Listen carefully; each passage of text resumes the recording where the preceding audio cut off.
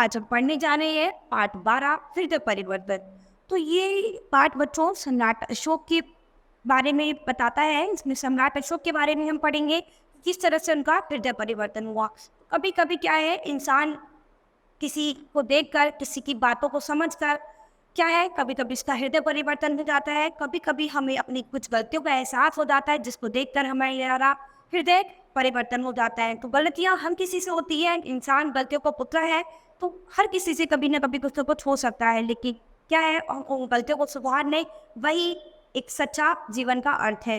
तो क्या है, हमें हर चीज को समझना चाहिए। तो यहाँ पर सम्राट अशोक के बारे में हम पढ़ेंगे, तो कैसे उनका हृदय परिवर्तन हुआ। तो आइए देखते हैं।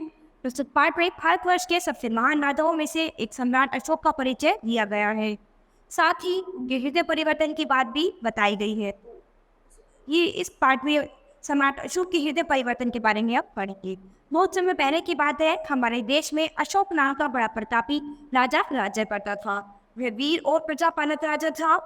अशोक भारत में एक केंद्रीय शासन की स्थापना करना चाहता था। वो क्या था, बहुत ही वीर और प्रतापी राजा था। वो अशोक भारत में एक केंद्रीय शासन की स्थापना करना चाहता था। इसलिए उसने छोटे छोटे राज्यों को युद्ध में हराकर उन्हें अपने राज्य में मिलाना शुरू कर दिया। एक बार उसने कलिंग राज्य पर आक्रमण कर दिया। दोनों की सेनाओं में बड़ा भयंकर युद्ध हुआ। युद्ध के मैदान में चारों सैनिक की शव दिखाई दे रहे थे।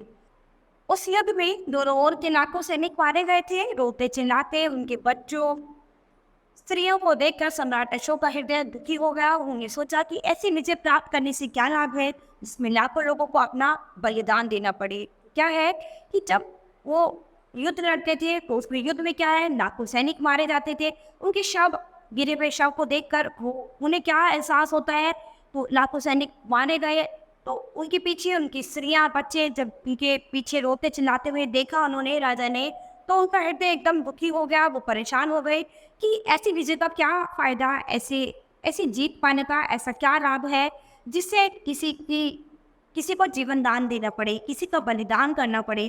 तो ऐसी जीत किसी भी काम की नहीं है। जिसमें लाखों लोगों को अपना बलिदान देना पड़े, तो वो जीत किसी भी काम की नहीं है। तो वहाँ उनका हृदय परिवर्तन हो गया कि अब वो ऐसा युद्ध कभी भी नहीं लड़ेंगे जिसमें लाखों लोग मारे जाएं, लाखों घर परिवार बर्बाद हो जाएं। तो जब उन्होंने उन सैनिकों के, मरे हुए सैनिकों के बीवी बच्चों को रोते चिल्लाते हुए उन पर देखा, उनको परेशान होते देखा, तो उन्होंने देखा कि इस युद्ध से, इस एक विजय को पाने के लिए कितने लोगों के परिवार घर सब बर्बाद हो गई है। तो ऐसी विजय किसी भी प्रकार से हमें लाभ नहीं दे सकती।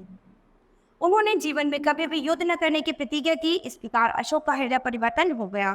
तो अब उन्होंने जीवन में प्रतिज्ञा की ली कि वो अब जीवन में कभी भी युद्ध नहीं करेंगे। तो इस तरह से उनका हृदय परिवर्तन हो गया और उन्होंने कभी युद्ध नहीं किया। तो क्या है, अपनी गलती हर किसी से हो जाती है, भूल हर किसी से होती है, लेकिन अपनी भूल को समझकर, अपनी भूल को जानते हैं, महसूस कर उस पर पश्चाताप करना, उसको सही करना, यही हमारा कर्तव्य है। तो क्या है, इंसान गलतियों का पुतला है। गलती हर किसी से होती है, लेकिन अपनी गलती को समझते हुए, अपनी गलती को मानते हुए उसको सुधारना, यही हमारा कर्तव्य है। तो अगर हम अपनी गलतियों को नज़रअंदाज करेंगे, उनको नहीं देखेंगे, तो वो गलत है। हम अपनी गलतियों को सुधार के उनको सही करने का प्रयत्न करेंगे, तो ये बिल्कुल सही है। तो यहाँ पर अशोक का हृदय परिवर्तन हो गया था जब उन्होंने अपने सैनिक को, उनके परिवारों को ऐसे टूटते हुए देखा था। उसके पश्चात सम्राट अशोक ने प्रेम के द्वारा लोगों का हृदय जीतने की राह अपनाई। उन्होंने विशाल भारत को एक सूत्र में बांधने का कार्य किया। इसी कारण उन्हें अशोक महान कहा जाने लगा। तो क्या है, इसी वजह से सम्राट अशोक जो है सबसे प्रिय हो गए और उन्हें इस विशाल भारत का एक सूत्र में बांधने का कार्य किया, और इसीलिए उन्हें अशोक महान कहा जाने लगा। इसीलिए लोग उन्हें अशोक महान के नाम से जानने लगे। सम्राट अशोक ने बौद्ध धर्म स्वीकार किया। उनके हृदय में सभी के लिए दया का भाव रहता था। पशु पक्षियों के प्रति भी वे दयावान थे। उन्होंने बौद्ध धर्म की शिक्षाओं को शिलाओं, स्तंभों, नाटों आदि पर लिखवाया। उन्होंने अपने पुत्र महेंद्र और पुत्री संमित्रा को बौद्ध धर्म प्रचार के लिए विदेश भी भेजा।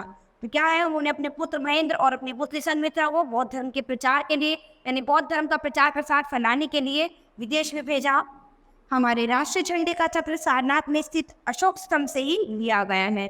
हमारे राष्ट्रीय झंडे में जो अशोक चक्र है, वो सारनाथ से ही अशोक स्तंभ सारा से ही लिया गया है। अश- अशोक महान के कार्य अपने युग से बढ़कर थे, अतः उन्हें युग पुरुष कहा जा सकता है। तो अशोक महान के कार्य जो थे वो बहुत ही महान थे, तो इसीलिए उन्हें युग पुरुष भी कहा जा सकता है। तो लोग उन्हें युग पुरुष के नाम से भी जानते हैं। तो अशोक सम्राट ने अपने जीवन में इतने महान कार्य करे कि लोग उन्हें अशोक महान के नाम से जानने लगे। उनसे एक भूल हुई तो उस पर उसको सुधार कर उन्होंने उस पर पश्चाताप करा और जीवन में कभी युद्ध न करने की प्रतिज्ञा ली। और उसके बाद वो हर किसी के लिए उन्होंने इतना अच्छा काम किया कि हर कोई उन्हें महान समझने लगा। उन्होंने अपने देश के लिए बहुत ही अच्छे अच्छे काम किए। तो बच्चों, इस पाठ से आपको क्या सीख मिलती है कि क्या है, गलती हो जाती है हर किसी से, लेकिन अपनी गलती को समझ के हमें उस पर पश्चाताप करना, अपने हृदय परिवर्तन करना, यानी अपने मन को बदलना, यही एक हमारा सच्चा कर्तव्य है। तो हमें कभी किसी गलत चीज़ को देखते हुए उसको बढ़ावा नहीं देना चाहिए, बल्कि अपनी गलती को जानकर और उसको सुधारने का प्रयत्न करना चाहिए। तो बच्चों, ये पाठ हमारा यही खत्म होता है। अब हम अपनी नई क्लास में मिलेंगे अपने नए पाठ के साथ। धन्यवाद।